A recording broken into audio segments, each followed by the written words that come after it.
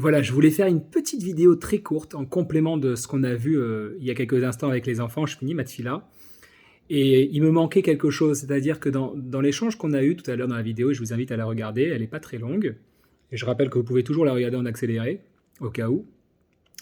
On s'interroge sur la preuve, j'ai envie de dire, c'est-à-dire l'élément qui nous dit que, effectivement, Shmini, c'est l'opportunité pour nous de s'élever, c'est-à-dire de se rapprocher réellement envers Dieu.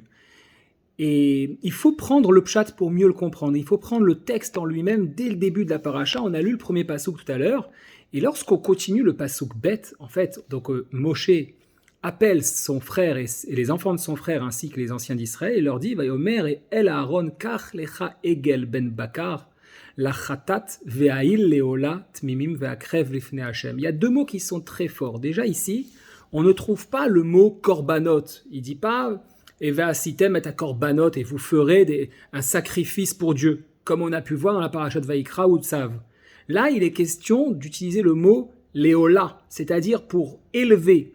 D'accord? Ve'akrev lifnei Hashem. On retrouve la racine le'akriv, se rapprocher de devant Dieu.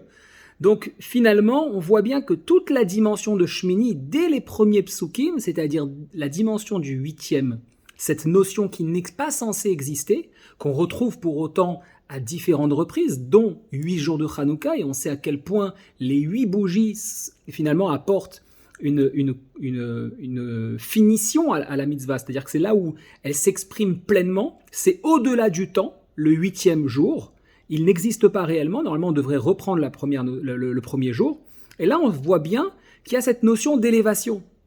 Chose intéressante, c'est que la première fois où on va entendre le fait de sacrifier, le fait de risquer d'aller tuer quelque chose, finalement, peut-être pas la première fois, mais une des premières fois, parce que je pense à Noir, c'est avec Abraham, c'est dans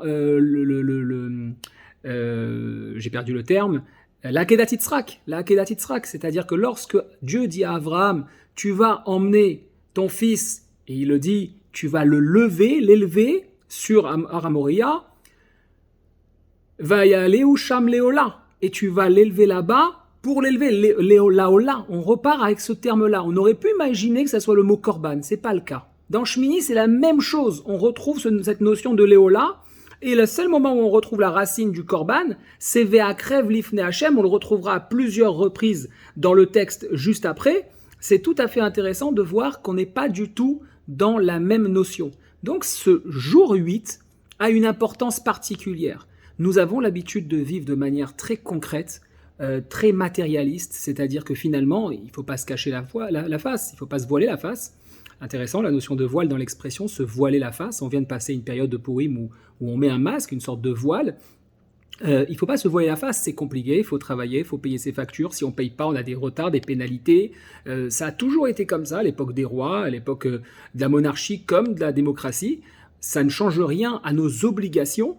On ne peut pas se dire, bah tiens, moi je suis Méal la Teva, je suis au-dessus de la nature, j'ai pas besoin de payer quoi que ce soit. Non, bien au contraire. L'expression de la nature, l'expression du 8 s'exprime dans la nature. C'est-à-dire quoi? Comme explique le rabbi, ne peut exister le 8 que s'il y avait les 7 avant. C'est-à-dire que dans notre quotidien, on ne pourra aller chercher quelque chose de supérieur qui dépasse l'entendement humain qu'au moment où finalement on est dans nos difficultés, on est dans notre matérialité, on lâche prise, on regarde vers le ciel et on dit ok, c'est toi le patron. C'est toi le patron. Là, tu vois, j'arrête presque de réfléchir.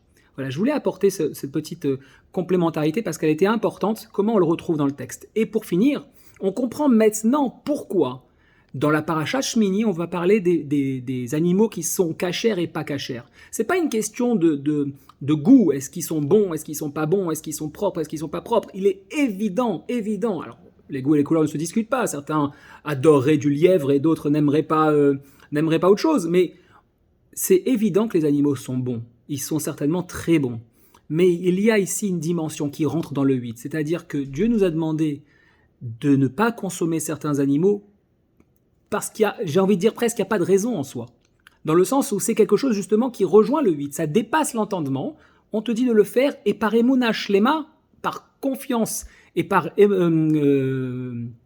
foi, par foi complète, on le fait. On le fait parce qu'on sait que les animaux cachers nous donnent une propriété supplémentaire qui permet d'aller chercher et se connecter à Dieu. Si on n'y croit pas, si on est pleinement dans la matérialité, alors on n'a pas de raison de manger cachère, on n'a pas de raison de suivre ces principes-là. Mais alors à ce moment-là, on récupère toutes les difficultés, enfin pas les difficultés, mais les conditions de ce monde réel et matériel. Si on veut dépasser un petit peu ça par objectif de vie, parce qu'on a envie de se reconnecter à ce qui est à l'intérieur de nous, à ce moment-là, on sait dans quelle direction on va prendre. Voilà, 5 minutes 30, je m'arrête là, Shabbat Shalom, et merci de liker, partager, commenter. Surtout commenter, ça m'intéresse toujours de voir.